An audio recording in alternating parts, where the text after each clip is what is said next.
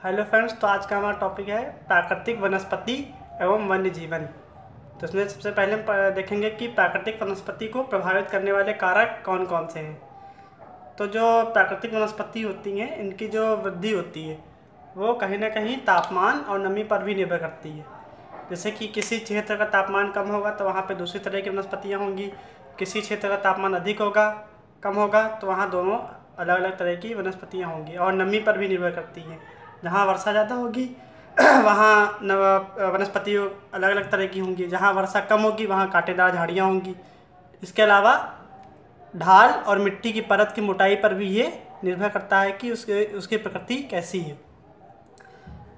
जैसे कि पहाड़ों पर अलग तरह की वनस्पतियाँ होंगी और मैदान पे अलग तरह की वनस्पतियाँ होंगी। इसके अलावा मिट्टी की जो मोटाई होती है, परत की मोटाई, इस पर भी निर्भर करता है।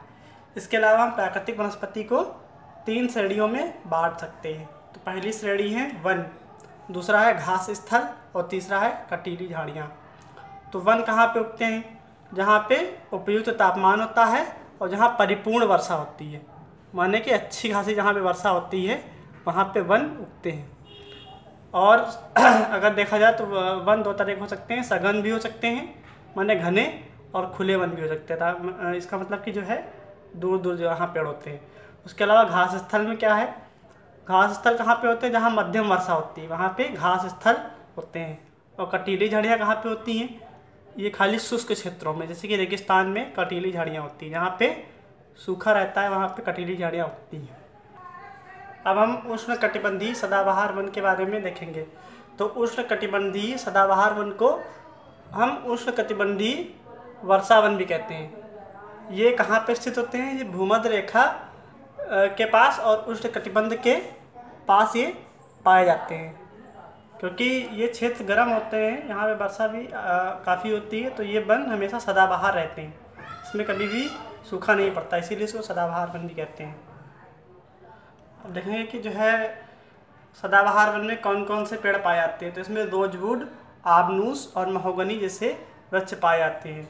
इसके अलावा ब्राज़ील के जो उष्णकटिबंधीय सदाबहार वन इतने बड़े हैं कि इनको पृथ्वी का फेफड़ा भी कहा जाता है। ये पृथ्वी के फेफड़े की तरह लगते हैं। इसके अलावा एनाकोंडा जो काफ़ी बड़ा सांप होता है वो भी उष्णकटिबंधीय सदाबहार वन में ही पाया जाता है। ये इतना बड़ा सांप होता है कि मगरमच्छ को भी मार के खा सकता है। अब बात आती है उष्णकटिबंधीय पर्णपाती वन की। तो इनको पर्णपाती वन क्यों कहते हैं? क्योंकि जब ये गर्मी का मौसम आता है तो पेड़ जो होते हैं इनकी पत्तियां गिरा रहती हैं, इसीलिए इनको पर्णपाती वन भी कहते हैं। इसके अलावा इनको मानसूनी वन भी कहा जाता है। अब ये कहाँ कहाँ पाए जाते हैं? तो भारत, उत्तरी ऑस्ट्रेलिया और मध्य अमेरिका के काफ़ी बड़े भागों में ये वन पाए जाते हैं। अब इसमें कौन कौन से वृक्ष पाए जाते हैं? तो इसके मुख्य वृक्ष हैं साल, सागवान, नीम और शीशम। इन सभी जो यहाँ वृक्ष पाए जाते हैं उनका प्रयोग फर्नीचर वगैरह बनाने में किया जाता है। इसके अलावा इन वनों में कौन से जानवर पाए जाते हैं? इनमें बाघ, शेर, हाथी, गोल्डन लगूर और बंदर जैसे जानवर पाए जाते हैं। अब हम देखेंगे शीतोष्ण सदाबहार वन कहाँ पाए जाते हैं। तो शीतोष्ण सदाबहार वन मध्य अक्षांश के तटीय प्रदेशों में पाए जाते हैं। इसके अलावा ये महाद्वीपों के पूर्वी किनारों पर पाए जाते हैं। कहाँ कहाँ पाए जाते हैं? ये दक्षिण अमेरिका में, दक्षिण चीन में, दक्षिण पूर्वी ब्राज़ील में पाए जाते हैं। इसके अलावा कौन कौन से मुख्य वृक्ष होते हैं? बांज, चीड़ और यूकेलिप्टस मुख्य पेड़ यहाँ पाए जाते हैं। अब हम शीतोष्ण पर्णपाती वन के बारे में देखेंगे। तो जब हम उच्च अक्षांशों की ओर बढ़ते हैं तो शीतोष्ण पर्णपाती वन अधिक पाए जाते हैं। कहाँ कहाँ पाए जाते हैं? उत्तर पूर्वी अमेरिका में, चीन में, न्यूजीलैंड में, चिली में और पश्चिमी यूरोप के तटीय प्रदेशों में ये पाए जाते हैं। इसमें कौन कौन से वृक्ष पाए जाते हैं? तो इसमें बांज, एस, बीच ये वृक्ष हैं पाए जाते हैं। इसके अलावा कौन कौन से पशु पाए जाते हैं? तो इसमें हिरण, लोमड़ी, भेड़िए आदि पाए जाते हैं। और फिजेंट और मोनाल जैसे पक्षी भी यहाँ पाए जाते हैं। भूमध्य सागरीय वनस्पति कहाँ पाई जाती हैं?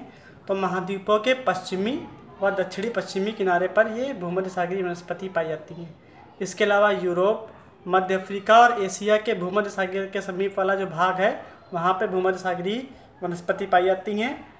भूमध्य सागर के समीप होने के कारण इन्हें भूमध्य सागरीय वनस्पति कहा जाता है। इसके अलावा अमेरिका के कैलिफोर्निया, दक्षिण पश्चिम अफ्रीका और दक्षिण पश्चिम ऑस्ट्रेलिया में भी भूमध्य सागरीय वनस्पतियाँ पाई जाती हैं।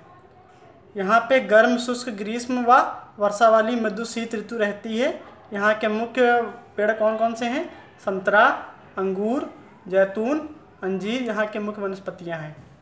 इसके अलावा भूमध्य सागरीय प्रदेश जो है वहाँ पे कई तरह के फल पाए जाते हैं, इसलिए उसे विश्व का फलोद्यान भी कहते हैं। अब शंकुधारी वन के बारे में हम जानकारी देखेंगे। तो शंकुधारी वन कहाँ पाए जाते हैं? उत्तरी गोलार्ध के उच्च अक्षांशों में 50 से 70 डिग्री अक्षांशों में ये पाए जाते हैं। इसके अलावा इनको टैगा भी कहा जाता है। ये कैसे वृक्ष होते हैं? ये लंबे नरम काष्ठ वाले और सदाबहार वृक्ष होते हैं। इनका प्रयोग कागज़ के लिए लुगदी बनाने में किया जाता है। इसके अलावा यहाँ पे कौन कौन से वृक्ष पाए जाते हैं? यहाँ पे चीड़ और देवदार जैसे वृक्ष पाए जाते हैं। इसके अलावा यहाँ पे पशु कौन कौन से पाए जाते हैं? जैसे रजत लोमड़ी, मिंक और ध्रुवी भालू यहाँ पे पाए जाते हैं। अब यहाँ पे टैगा है। टैगा को हम ये कि रूसी भाषा में इसको हम अनछुआ या शुद्ध हम कह सकते हैं। टैगा का अर्थ रूसी भाषा में होता है अनछुआ या शुद्ध। अब हम देखेंगे उष्ण कटिबंधीय घास स्थल के बारे में। तो ये कहाँ पाए जाते हैं? ये भूमध्य रेखा के किसी भी ओर पाए जाते हैं। इसके अलावा ये भूमध्य रेखा से उष्ण कटिबंधीय क्षेत्रों तक फैले होते हैं। यहाँ की घास 3 से 4 मीटर तक ऊंची हो सकती है। इसका एक उदाहरण है अफ्रीका का सवाना घास स्थल। यहाँ पे कौन कौन से पशु पाए जाते हैं? तो हाथी, जेब्रा, जिराफ, हिरण और तेंदुआ घास स्थल में पाए जाते हैं। अब शीतोष्ण घास स्थल के बारे में देखेंगे। तो ये कहाँ पाए जाते हैं? मध्य अक्षांशीय क्षेत्रों में ये पाए जाते हैं। इसके अलावा महाद्वीपों के भीतरी भागों में भी शीतोष्ण घास स्थल पाए जाते हैं। यहाँ की घास छोटी और पौष्टिक होती है।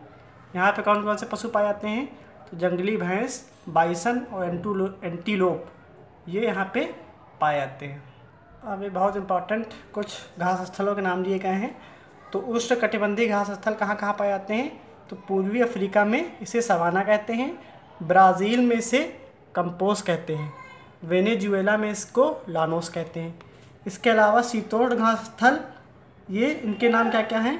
तो अर्जेंटीना में इसको पैम्पास कहते हैं, उत्तरी अमेरिका में इसको प्रेयरी कहते हैं, दक्षिण अमेरिका में इसको वेल्ड कहते हैं, मध्य एशिया में इसको स्टेपी कहते हैं और ऑस्ट्रेलिया में इसको डान के नाम से जानते हैं।